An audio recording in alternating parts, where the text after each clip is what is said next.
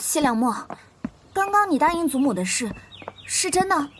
难得你不再玩这些姐妹情深的把戏。你肯不计前嫌，帮我参选太子良娣？既然你知道，那还问我？我西凉墨从来都不是什么好人。你血洗我的碎玉阁，这笔仇我可是记着呢。妹妹如此放肆，以后这府里大概谁都能踩在我这郡主头上了吧？那你想怎样？那不过是些奴仆，我陪你便是了。若你还不解恨，那我便把我院子里的奴仆也送过去给你打杀，这样你总能出口气了吧？西凉墨，我不相信你会对太子妃一味不动心。只要你肯帮我，带我们一起进宫了，有我的姨母韩贵妃相助，未来后宫还不是你我姐妹的天下？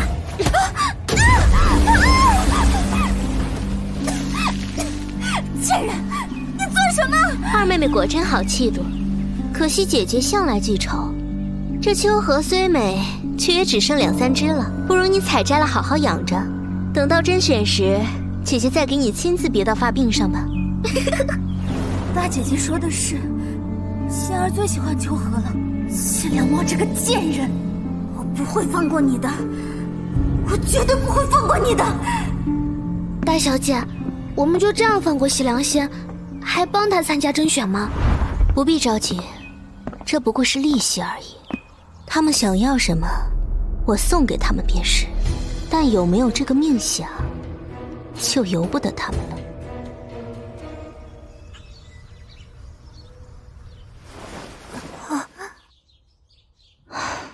果然，还是没办法完全去掉这些疤痕吗？大小姐，不要为我伤心了，因为我求来价值1000金的祛疤灵药，要日日亲自帮我调理，我才能恢复得这么好。白蕊不觉得这是疤，这是我保护大小姐的印记。虽然我做的不够好，还害白晶和其他妹妹受伤了。做得不好的是我无能。白姬失去一只手后，我已经让人送她去庄子休养了。白蕊，你若是害怕了，我也可以让人送你离开。我活在争斗不休的地狱里，昨日我可以让他人生不如死，或许明日就轮到我。你们是我身边的人，可能会落得比当初更惨的下场。这条路注定崎岖黑暗，充满血腥。我已经无法逃离了，可你们还有选择。大小姐，大小姐，自您赐予我新的名字与身份起，我便是您的人了。若您想血刃仇敌，我就为您指导是选；若您失败了，奴婢愿以身与您同血。大小姐，奴婢从小就跟着您了，您赶我走，我也不会走的。如果失败了，我们便到黄泉之下与白眉姐姐她们团聚。地狱里有您，奴婢就不怕。不，我绝不会失败，哪怕是为了庇护我身边的人，我也绝不会输。你们放心，我再也不会允许任何人从我的手中夺走任何东西。那些曾经欺辱过我们的人，我都会让他们一一付出代价。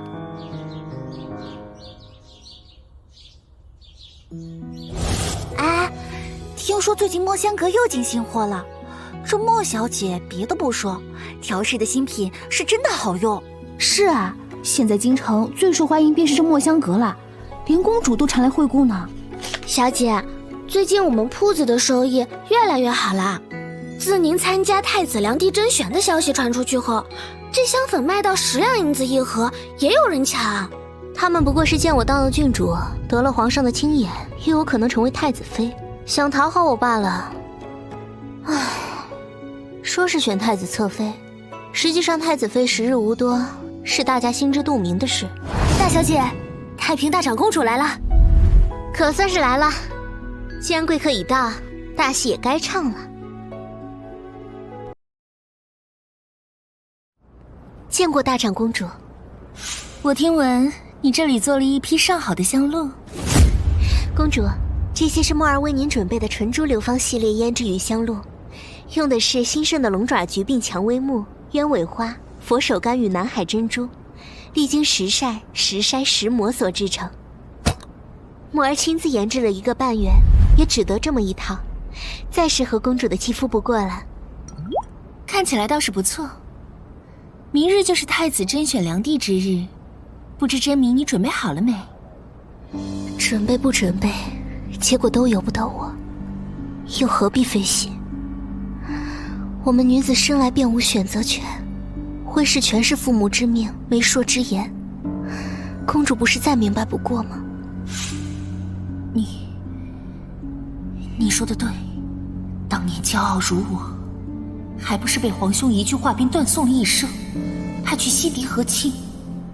听你所说，似乎无意与太子良帝，怎么，竟然连太子爷都入不得你的眼吗？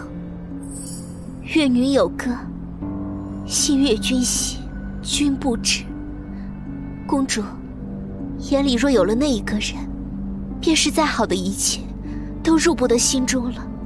你让公主见笑了。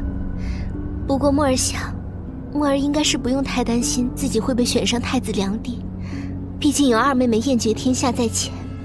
你说谢良仙，她不是已经被皇兄厌弃了吗？竟还想嫁给太子？公主不知此事吗？母亲跟我说过，让我当日带妹妹参加甄选便可。妹妹为京城第一才女，风华绝代，宫中的韩贵妃娘娘又已打点好此事，当时有十足的把握了。本宫今日身子乏了，必须回去了。东西本宫会让人过来取，你就不必送了。西凉仙，本宫倒是要会会这不知天高地厚的端阳县主。怎么？难道就因为那个老女人觉得我配不上太子殿下，本县主便不能参与甄选太子良帝吗？妹妹，万不能这样诋毁公主。当年公主是陛下最宠爱的胞妹，若不是西狄来犯，陛下也不会答应将当时唯一适龄的公主远嫁和亲。当年公主容貌冠绝京都，无数才俊求而不得，却为了天下苍生牺牲一生远嫁。后来公主的夫君西狄大皇子死于皇室内斗，公主无子，不肯留在西狄。西狄忙于内乱，这才答应将公主送回来。公主如此牺牲，回国后却依然受这些流言蜚语和嘲笑。哼，她算什么？一个死了丈夫的老寡妇，不安分守己，还想干涉太子的婚事。依我说啊，她就是看我们这些冰清玉洁的年轻姑娘不顺眼。我为什么要理会她？冰清玉洁，好一个冰清玉洁的端阳县主！西凉仙，我要你为今日的口不择言付出代价。莲儿，你做得很好。